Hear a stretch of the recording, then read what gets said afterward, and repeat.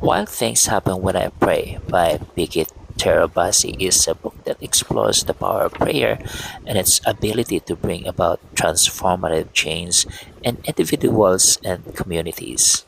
The book emphasizes the importance of prayer as a vital tool for Christians to experience God's power and influence in their lives. Terabasi's book argues that prayer is not merely a passive activity but a powerful force that can bring about tangible results. The book encourages readers to embrace prayer as a means of connecting with God and experiencing His transformative power. The book highlights Terabas's emphasis on the role of prayer in advancing God's kingdom on earth.